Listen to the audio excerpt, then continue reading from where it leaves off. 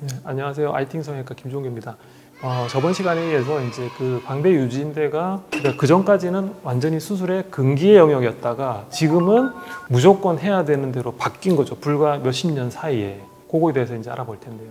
안면거상 수술의 역사랑도 관련이 있습니다. 처음에 이제 사람들이 이거를 당겨야 되겠다고 했을 때 가장 쉽고 간단하게 생각할 수 있는 거는 피부가 늘어졌으니까 늘어진 만큼 잘라서 그냥 꿰매주자. 처음에는 그런 식으로 수술을 했단 말이죠. 근데 이제 이 효과가 별로 없어요. 피부만 이렇게 잘라고 하니까. 그게 왜냐면 피부는 층층이 돼 있거든요. 층층이. 그러면 처음에 시도했던 방법은 밑에는 고스란히 남겨두고 제일 껍데기인 피부만 잘라서 꿰매주는 형태가 되겠죠. 그러면 이거는 바닥은 그대로 있고 그 상태에서 잘라서 당겨주는 겁니다. 예를 들어서 제 손바닥이 고정돼 있다고 생각해 볼게요. 이렇게 딱 붙어 있다고 생각해 볼게요. 그러면 이 두 부위를 억지로 당겨서 꿰맨다고 할 때 이게 잘 갈까요? 당연히 잘 안 가겠죠. 바닥이 붙어 있잖아요. 바닥이 붙어 있는데 얘를 억지로 꿰매려고 하면 뭐 막 아주 힘을 줘서 이렇게 꿰매면 되겠죠. 왜냐면 우리가 이제 스마스든 뭐든 피부 밑에 바닥은 어느 정도 유동성이 있으니까 내가 억지로 당기면 이렇게 옵니다. 근데 시간 지나면 이 바닥이 다시 원래 자리로 돌아가려고 피부를 끌고 가요. 이렇게. 그렇겠죠. 그러니까 단순히 피부만 잘라서 꿰매주는 거는 수술 직후에는 효과가 있을지 몰라도 그냥 뭐 얼마 안 가서 그냥 뭘 한 거지 싶을 정도로 효과가 떨어지게 되죠. 근데 이제 이게 문제가 뭐냐면 효과만 떨어지면 모르겠는데 이렇게 억지로 붙여놨던 게 아물었겠죠. 근데 이제 이게 시간 지나면서 바닥에 계속 얘를 끌고 다시 가겠죠. 그러면 흉터가 이렇게 커져요. 이거 우리가 비우성 반응이라 그러는데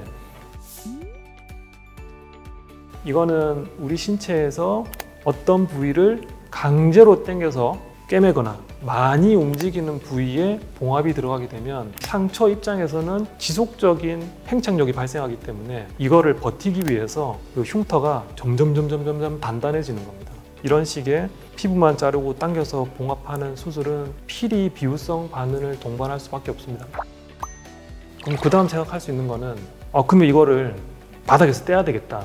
지금 생각하면 스마스라는 걸 알고 있지만 그전에는 그 지방이었겠죠. 이 피부를 바닥에 있는 지방이랑 이렇게 분리를 해서 당겨야 되겠다.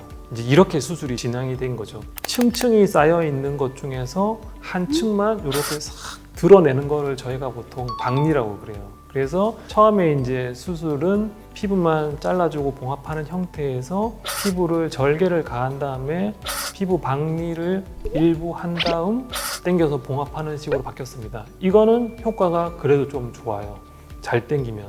그래서 이 수술법이 스탠다드가 된 거죠. 근데 이제 당연히 다 바닥에 묶여 있는데 바닥에서 떼는 범위를 넓게 하면 당기기가 더 쉽고 훨씬 많이 당겨 올 거잖아요. 그러니까 피부 박리를 굉장히 넓게 하고 바짝 당긴 다음에 피부를 많이 잘라내고 이제 봉합하는 식으로 발달했습니다. 그 다음에 또 점점점 수술 술기를 변형하면서 상당히 효과 좋은 방식으로 변형했습니다. 근데 이제 이게 하다 보니까 한계가 부딪힌 거죠. 피부의 본래 목적은 이 형태를 구성하는 게 아니라 싸고 있는 피막이다. 그러니까 보호의 역할이 크고 안쪽에서 뭔가 형태를 잡아주고 힘을 지탱할 수 있는 역할은 스마스라는 게 하게 된다는 거죠.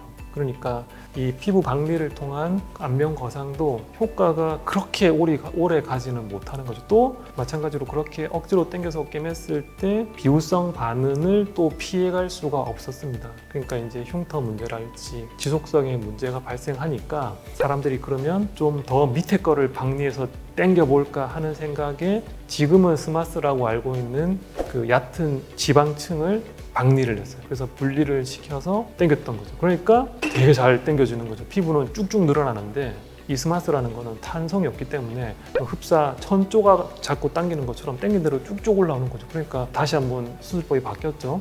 스마스를 박리를 해서 당긴다.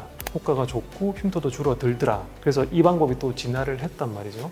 근데 당기다가 보니까 여기는 아주 잘 올라오는데 팔자가 안 올라와요. 팔자가. 왠지 모르시겠죠? 이게 유지인대 때문입니다. 그 이전 편에서 말씀드린 것처럼 이제 스마스가 다 고정이 세게 돼 있는 게 아니라고요. 이제 요 라인 따라서 고정이 돼 있고 요 라인 중에서도 위쪽이 고정이 강력하게 돼 있습니다. 그 밑에 쪽은 고정이 그렇게 타이트하지 않습니다. 그래서 여기 같은 경우에는 방리를 막 그렇게 세게 안 해도 스마스를 당겼을 때 잘 올라요. 심지어 방리 하나도 안 하고 그러니까 유진대 안 끊어주고 그냥 스마스 당겨도 잘 올라옵니다. 여기는. 아까 말씀드린 것처럼 여기서는 1mm도 움직이지가 않거든요. 그러니까 만약에 아래쪽을 당긴다고 치면 턱선이나 뭐 입가 같은 경우 주름은 이게 좋아지죠. 좋아지는데 여기를 좋게 하려면 위에서 당겨야 되거든요. 이렇게 위에서 당겨야 되는데 이 방향이 이렇게 힘을 통과시키게 하려면 반드시 여기 광대 유진대가 끊어져야 됩니다. 근데 아까 말씀드렸잖아요. 맥그리거라는 사람이 여기는 절대로 건드리지 마라 라고 했기 때문에 사람들이 엄두를 못 낸 거죠. 그래서 팔자는 한계가 있구나 라고 하는데 뭐 사람이 항상 그렇잖아요. 하지 말아야 한다고 안 하는 게 아니잖아요. 그래서 거기를 또 이제 끊는 사람들이 생긴 거죠. 그래서 아름아름 아는 사람들끼리 여기를 끊어보고 당겨보니까 여기 딱 끊으니까 여기 딱 올라오더라. 이거를 알아낸 거죠. 이제 그때부터 한두 명씩 광대 유진대를 끊기 시작한 거죠. 교군 유진대랑 같이. 그러면서 이제 현재의 안면 거상의 시대가 열린 게 된 겁니다. 지금도 아직까지 뭐가 최고인지는 몰라요. 이 수술이 또 어떻게 바뀔지는 모르고 현재도 여러 가지 수술법이 있다. 근데 그 기본은 다 똑같아요. 스마스를 거상하고 광대 유진대, 교군 유진대 밑부분을 반드시 끊어서 팔자까지 펴겠다.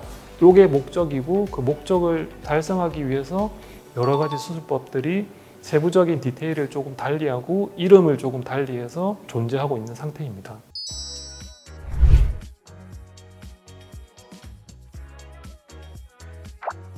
다음 시간부터는 고개에 어떤 게 있는지에 대해서 좀 차근히 설명을 해드리겠습니다.